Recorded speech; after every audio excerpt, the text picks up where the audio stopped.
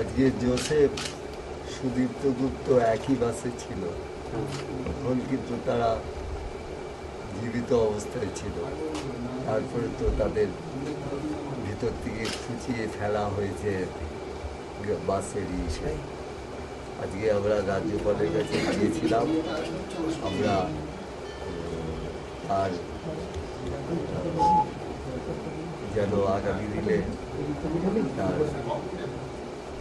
CBI হচ্ছে সেটা যেন সঠিকভাবে আমরা সঠিক বিচার চাই, সঠিক বিচার, এর বিচারের ফল যেন পাই। আমি শুধু তাই না, আমি চেয়েছি রাষ্ট্রের মানে জাস্টিস যেন রায় দেয়।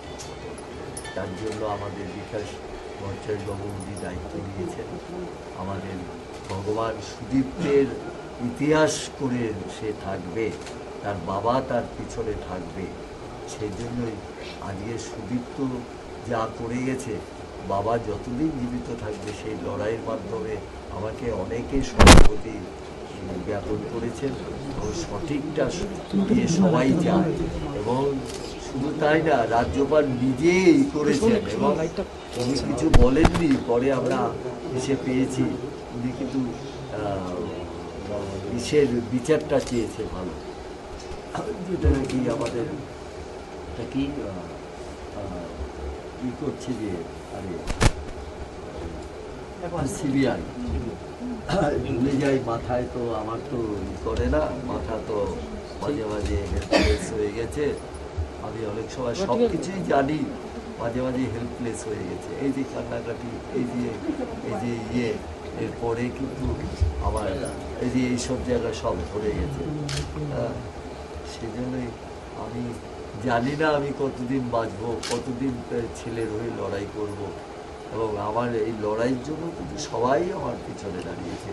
এটা তো কোনো রাজনীতির ব্যাপার না, এটা হলো ঐতিহাসিক। ক্ষুদিরাম, তাকে ফাঁসি দেওয়া হয়েছিল 15 বছরে। সেই ক্ষুদিরামের ফাঁসির মতো আজকের সরকার করছে না। আজকে যদি মুখ্যমন্ত্রী যদি মিলিয়ে যদি একসাথে বলে দিত, আজকে কিন্তু আমাদের অনেক লাঘব হতো। ওনার একটা কথা বলে দেওয়া ওয়েট, উনি যে একটা মসনদে বসেছে, একটা চেয়ারে বসেছে, চেয়ারে বসে ওনার একটা পাওয়ার আছে না, মুখ্যমন্ত্রী তো পেয়েছে। যারা রাজনীতি করে আর যারা মুখ্যমন্ত্রিত্ব করে তাদের তো এক জিনিস না। মুখ্যমন্ত্রী অ্যাডমিনিস্ট্রেশন দেখবে, সরকারকে করবে, সরকারের তরফে বললে পরে তো তার সদ্গতিটা হবে, তার ইতিহাসটাকে করা হবে। কিন্তু উনি কিন্তু সেটাকে নিতে পারছে না।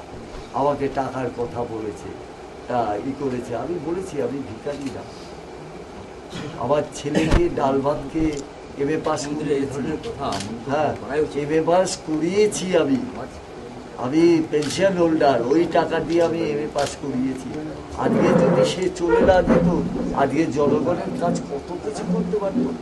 ও তো রাজ্যের একজন মাথা, ও সারা ইন্ডিয়াতে ও সেমিনার করে এসেছে, বিভিন্নভাবে বক্তব্য রেখেছে। আমি জানতাম না বাবা আমি অমুক জায়গায় যাব, তার 5-7 দিন পরে বলে বাবা আমি আজকে ত্রিবান্ধবে যাব। সব ডেলিগেটসদের নিয়ে বক্তব্য রেখেছে।